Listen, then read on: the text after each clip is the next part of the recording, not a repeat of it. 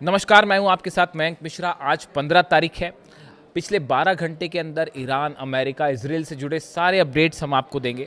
लेकिन उसके पहले एक छोटा सा जिक्र मैं करना चाहूँगा। आज मुझे अचानक जो है वो मुंगेरी लाल के हसीन सपने, एक सीरियल आया करता था टीवी पे, हम उसे देखा करते थे।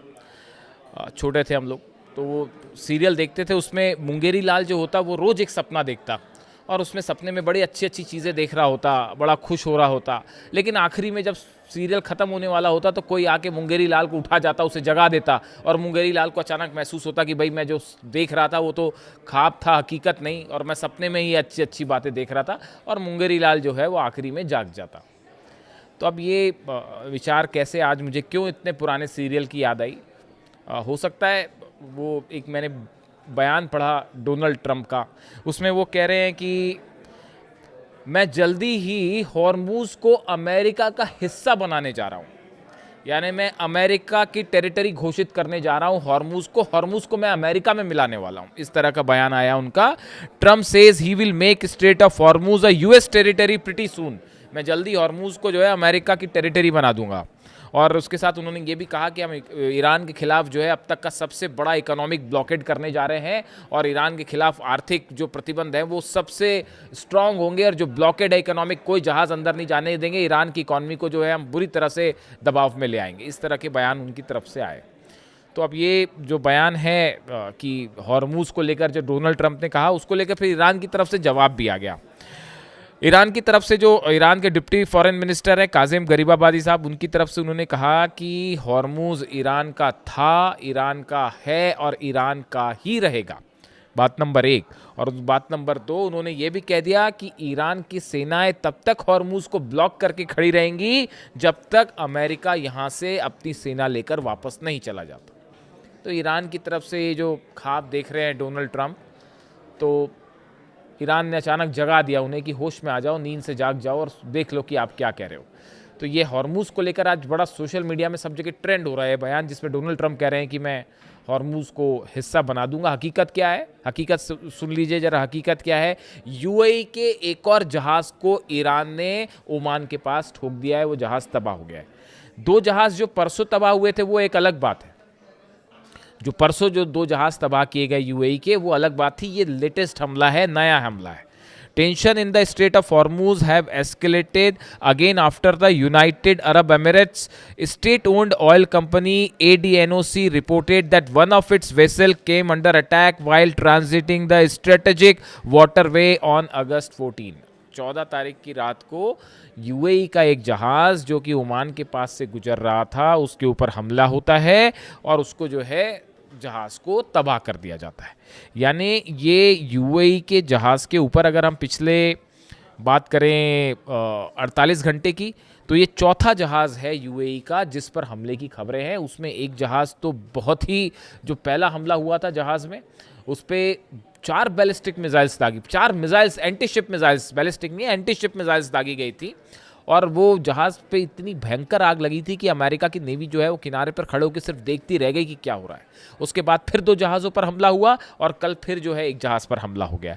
यूएई की सरकारी तेल company Abu Dhabi national oil company यानी ADNOC ने बताया कि उसके एक जहाज़ पर स्ट्रेट ऑफ हॉर्मूज से गुजरते समय हमला हुआ है, और उन्होंने इसकी जानकारी दी है और बताया है कि किस तरह से हमला हुआ वगैरह वगैरह, और उसकी फिर आलोचना की गई है। अब यूएई ने इसको लेकर ईरान पर निशाना साधा है और ये आरोप लगाए हैं कि जिस तरह से हमले हो रहे हैं इसे फ़ौरन रोकिए वरना ठीक नहीं होगा। अब ये बात बिल्कुल वैसे ही है जो मोहम्मद बिन सलमान कह रहे हैं। सऊदी के ऊपर भी लगातार हमले जारी हैं। जो हूती की तरफ से नए दावे आए और नई तस्वीरें सामने आई हैं वो देखी होंगी आपने। अरामको के ऊपर बताया जा रहा है कि फिर 3 ड्रोन स्ट्राइक्स हुई है और उसमें अब तबाही की तस्वीरें भी सामने आने लगी है। और जो तस्वीरों में दिख रहा है कि अरामको का एक बड़ा हिस्सा ऑयल रिफाइनरीज का तबाह है, और ऐसा लगता है देख के कि ये तबाही, अगर ये खबरें देखिए, अभी तक ये पुष्टि नहीं हुई है कि तस्वीरें सच है कि नहीं, लेकिन अगर ये तस्वीरें सही हैं तो ये हमला सिर्फ ड्रोन से नहीं हुआ, ये बैलिस्टिक मिसाइल अटैक था। दोनों में अंतर होता है। जब ड्रोन से नुकसान होता है, आग लगती है, उसकी तबाही, और जो बैलिस्टिक मिसाइल गिरती है उसकी तबाही में काफ़ी अंतर होता है। जो एक्सपर्ट्स हैं वो समझ सकते हैं उसको देख के। तो अभी ऐसा लगता है कि अरामको में जो है वो मिसाइल्स भी गिरी हैं, सिर्फ ड्रोन स्ट्राइक नहीं हुई। तो वहाँ पर मोहम्मद बिन सलमान परेशान है और उन्होंने यूएई के जो जहाज़ जलाए जा रहे हैं इसको लेकर जो है वो ईरान को चेतावनी दी गई है सऊदी की तरफ से और कहा गया है कि अगर इस तरह के हमले जारी रहे तो फिर इसका जवाब दिया जाएगा। ये बात सऊदी कह रहा है। हूती की तरफ से हमले लगातार जारी हैं। लाल सागर में सऊदी के जहाज़ों पर हमला हो रहा है, पोर्ट्स पे हमले हो रहे हैं और सऊदी की सेना दूसरी तरफ से हमले कर रही है यमन की सेना के साथ मिलकर जो हूती के खिलाफ है। और बताया जा रहा है कि 30 लड़ाकों की मौत हुई है जिनको दफनाया गया, उसकी तस्वीरें भी बाहर हैं। यानी आप देखिए एक बड़ी जंग सऊदी और हूती के बीच में छिड़ चुकी है, जो दोनों तरफ से लगातार स्ट्राइक्स हो रहे हैं, हमले हो रहे हैं। समंदर बंद है, बाब बंदे बंद है, लाल सागर बंद है और अब यूएई के जहाज़ जो हैं वो हॉर्मुज़ में निशाना बनाए जा रहे हैं। देखिए जिस स्ट्रैटेजी पे हूती काम कर रहा है, जिस स्ट्रैटेजी पे ईरान काम कर रहा है, ये बिल्कुल एक जैसी हैं। जिस स्ट्रैटेजी पे पुतिन काम कर रहे हैं वो भी इन्हीं की तरह है। उस पर मैं अलग से बात करूँगा। इशारा फ़िलहाल समझ जाइए कि हूती, ईरान और रूस जिस तरह से मुकाबला कर रहे हैं, वो यूक्रेन का मुकाबला कर रहे हैं, ये सऊदी का और ये बाकी अमेरिका और अरब देशों का ईरान मुकाबला कर रहा है। जो स्ट्रैटेजी अपनाई गई है ये एक जैसी है। इस पर हम अलग से बात करेंगे। खैर, अब ये जहाज़ पर हमला है यूएई के, यानी यूएई सऊदी दोनों निशाने पर हैं। वहाँ पर खबरें आ रही हैं कि देशों की सेना बनाने की जो प्रक्रिया है वो शुरू हो गई है, उसे तेज कर दिया गया है और कई देशों की सेना जो है वो जल्दी ही आपको एक फॉर्मेशन के रूप में दिख सकती है, समंदर में देखी जा सकती है, जिस तरह से सऊदी पर हमले हो रहे हैं। इसके अलावा देखिए एक और अहम खबर अब्राहम लिंकन को लेकर है। जो वो खबरें आई, जिस तरह से आपने देखा कि अब्राहम लिंकन में जो है वो सुसाइड्स की खबरें आई, अब्राहम लिंकन में जो है वो फौजी आपस में भिड़ गए, अमेरिकी फ़ौज आपस में भिड़ गई, हाथापाई हुई और चाकू चले, उसमें कई लोगों की मौत की खबरें आई। बताया जा रहा है कि वहाँ खाना नहीं है, उस पर पीने का पानी नहीं है, साफ़ सफाई के इंतजाम नहीं है। इस तरह के तमाम खबरें आई। अब उसको लेकर अमेरिका में अच्छा खासा घमासान छिड़ा हुआ है। अब देखिए ये किसी को भी लग सकता है कि भाई अब्राहम लिंकन इतना बड़ा एयरक्राफ्ट कैरियर है, 5000 लोग हैं उसमें, तो उसमें इतने हालात बिगड़ कैसे गए, हालात इतने ख़राब कैसे हुए। देखिए नॉर्मल खबरें आपको मिल जाएंगी कि भाई अब्राहम लिंकन में हालात ख़राब हैं, सैनिक कह रहे हैं हमें वापस भेज दीजिए वरना हम सुसाइड कर लेंगे और हम ईरान के खिलाफ नहीं लड़ना चाहते, इस तरह के बयान। लेकिन सवाल ये होता है किसी भी खबर के पीछे कि ये सिचुएशन आखिर आई कैसे। इस सिचुएशन आने की सबसे बड़ी वजह 2 सेंटर्स ऐसे हैं। एक तो बहरीन, जहाँ पे 5वीं फ्लीट का ऑफिस है, 5वां बेड़ा है अमेरिका का, ये जगह, और दूसरा फुजेरा, यूएई का फुजेरा। ये 2 जगह ऐसी हैं, फुजेरा पोर्ट से और बहरीन में 5वें बेड़े का जो हेडक्वार्टर है, यहाँ से जितने अमेरिका के जंगी जहाज़ अरब सागर में, हिंद महासागर में या हॉर्मुज़ के आसपास होते हैं, उनको खाने पीने का सामान पहुंचाना, रसद पहुंचाना, हथियार पहुंचाना, जो भी लॉजिस्टिक सपोर्ट है वो सब पहुंचाने का काम ये 2 जगह से होता था, बहरीन के 5वें बेड़े के ऑफिस से और दूसरा फुजेरा पोर्ट से। अब हुआ क्या, ईरान ने इतनी बैलिस्टिक मिसाइल मारी हैं कि बहरीन का 5वां फ्लीट पूरी तरह से तबाह है। वहाँ पर किसी और की मदद तो छोड़िए, अपनी खुद की मदद नहीं कर पा रहे वो। रनवे तबाह है, जो अलग अलग हैंगर्स थे वो तबाह हो गए, फ्यूल स्टेशंस थे वो तबाह हो गए, जो साजो सामान रखा हुआ था भाई जो आप भेजोगे सैनिकों के लिए, वो सबके सब जला दिया गया बहरीन में। वैसी हाल फुजेरा का है। फुजेरा के ऊपर इतनी ज़्यादा स्ट्राइक्स हुई हैं कि वहाँ पर जो है अब वो इस हालत में नहीं है कि वहाँ से जो है अमेरिका के सैनिकों की मदद के लिए कोई बैकअप प्लान तैयार हो या कोई बैकअप वहाँ से भेजा जा सके।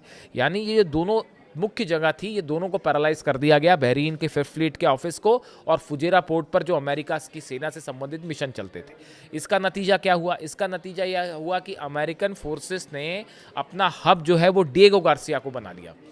अब जो मदद भेजी जाती है वो डिएगो गार्सिया से भेजी जाती है, या जो साजो सामान है वो डिएगो गार्सिया भेज दिया गया है, वहाँ से चीज़ें मैनेज होगी। अब उसका डिस्टेंस है करीब 3.5 से 4,000 किलोमीटर।